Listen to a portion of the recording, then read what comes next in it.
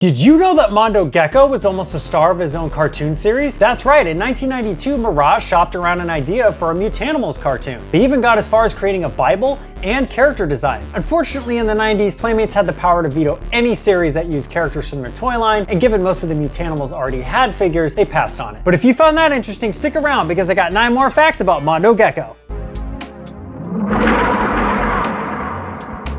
Radical Stegosaurus here, welcome to Toy Stories, the show where we give you 10 facts about your favorite figures, and today we're doing Mondo Gecko. So Mondo Gecko was created by Ryan Brown and made his debut in the 1990 Playmates toy line. His bio describes him as a skateboard enthusiast and a good friend of Michelangelo. His name Mondo is said to derive from a nickname he got as a skater, the Mon. And while the birthplaces on these bio cards are typically jokes, this one says he comes from Hawaii. Mondo's Archie Comics origin was told in 1991 in a story written by Stephen Murphy and Ryan Brown. Mondo and his band are practicing in an abandoned hideout of shredders, because that's a good idea, when they accidentally activate some dormant foot soldiers. A fight breaks out, which leads to Mondo getting exposed to mutagen, which of course mutates him. Now in this version he has a girlfriend named Candy who unfortunately decides to dump him after his transformation. Mondo is usually just referred to as Mondo Gecko, but in the Archie Comics he says his name is Mondo Esquire. This is definitely a reference to Bill and Ted, where Bill calls himself Bill S. Preston Esquire. A side note here, but in the 2012 animated series, we learn that Mondo's real name is Jason. Jason?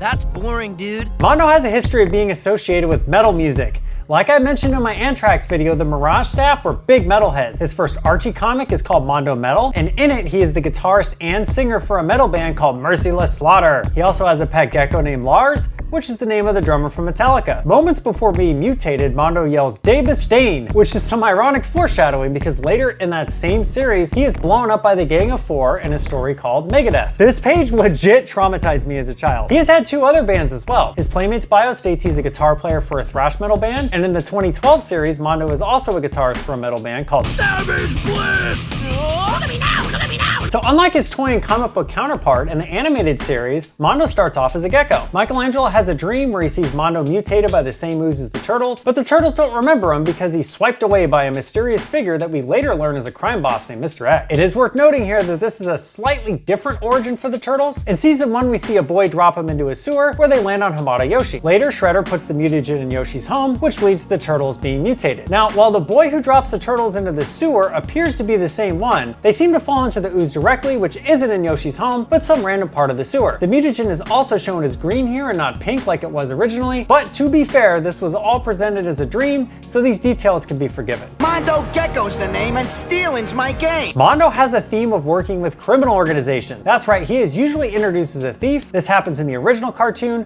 2012 series, IDW comic, and the recent Mutant Mayhem movie. Whoa! 30,000 smackaroos! This'll really help a gecko out. In all 4 of these though, he's convinced in one way or another to switch sides and ends up becoming a good guy. Hey, Turtles! Am I glad to see you? So despite living close to the turtles, Mondo only appears in one other episode of the original series, Dirk Savage Mutant Hunter. In this episode, he agrees to wear a homing device and get himself captured so the turtles can figure out where Dirk Savage is keeping all the mutants prisoner. Funny enough, Mondo is brainwashed into attacking the turtles, again being shown as an unwilling villain. Gecko, buddy, what are you doing? Sorry, I can't help it. In the 2012 series, Mondo is kind of a mishmash of various versions of the character. He was a human before being mutated and ends up stealing things for a criminal named Mr. X. You've never heard of Mr. X? Great man. He even eventually joins a team of fellow mutants called the Mutanimals. A side note, but this version of Mondo and the one from Mutant Mayhem are the only 2 who do not wear a yellow shirt. He can lick his own eyeballs. So NECA has made 2 figures for Mondo, one based on his Archie Comics appearance and another from the animated series. So his animated series figure comes with a skateboard, a bag of money, the bomb he helps Mr. X steal, a blaster he uses to hold Michelangelo hostage, his pre-mutation form, and the wristband AJ Howard uses to control mutants in the Dirk Savage episode. Since this figure is based on the cartoon, his shirt has a skateboard and lightning bolt on it instead of the more iconic skull and crossbones from the figure. Joining Mondo is Kurma, an alien from the planet Shell-Re-La, who has never appeared in an episode with Mondo, so he's kind of a curious inclusion. And all this time, I thought you were a bad guy. That's right, I am. Thanks for reminding me. So that's 10 facts about Mondo Gecko. A big thank you to Leo Denver Rex for the request, and if you have a request of your own, let me know down in the comments, and I will consider it for a future episode. Thank you for watching, and I'll catch y'all next time. Well, we can't blink, so we have to lick our eyeballs.